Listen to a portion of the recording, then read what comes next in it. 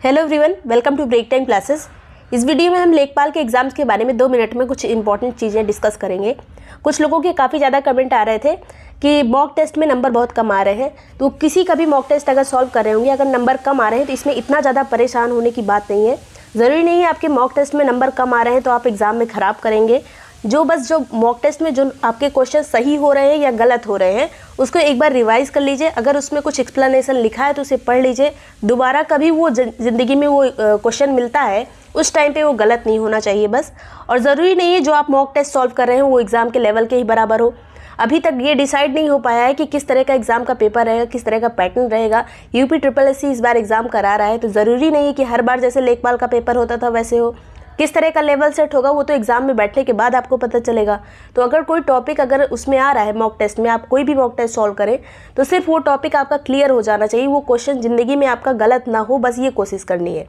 और कुछ लोग अगर सेम क्वेश्चन इस मॉक टेस्ट में मिला, अगले में वही मिला तो फिर से गलत हो जाता है। उस टाइम पे उन्होंने ये ध्यान नहीं दिया, बस अपने नंबर चेक करते रहे। उन्होंने ये कोशिश नहीं की इसका सही आंसर क्या है, वो दिमाग में बैठा ही नहीं।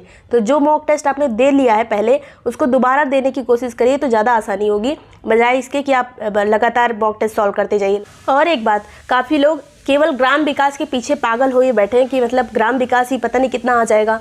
आपको जीएस का सेक्शन भी पढ़ना पड़ेगा। ज़रूरी नहीं, आपको हो सकता है ग्राम विकास के सेक्शन में ऐसा लगे कि ये तो पूरा जीएस है।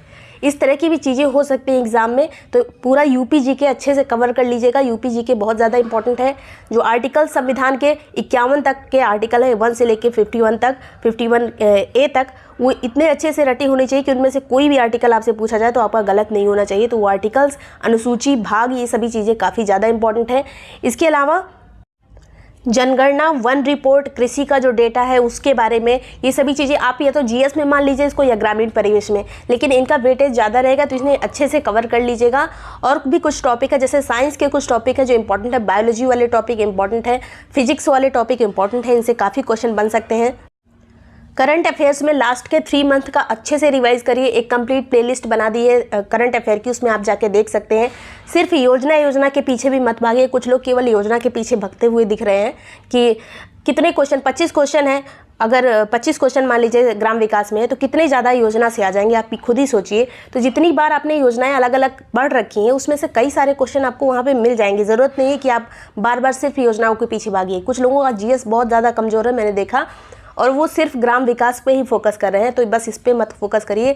सभी सब्जेक्ट के इक्वल मार्क्स आपको मिलेंगे।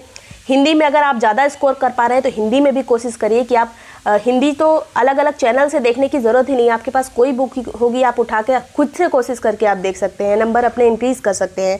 तो ये सब चीज़ें हैं, इस पर थोड़ा ध्यान रखिएगा। कुछ एक और डाउट था कि कोई एक पक्षी, पिछली बार क्वेश्चन पूछा गया कोई एक पक्षी है उसके बारे में उसकी प्रजातियां पूछ ली। तो अब पिछली बार शायद कबूतर की प्रजाति पूछ ली थी।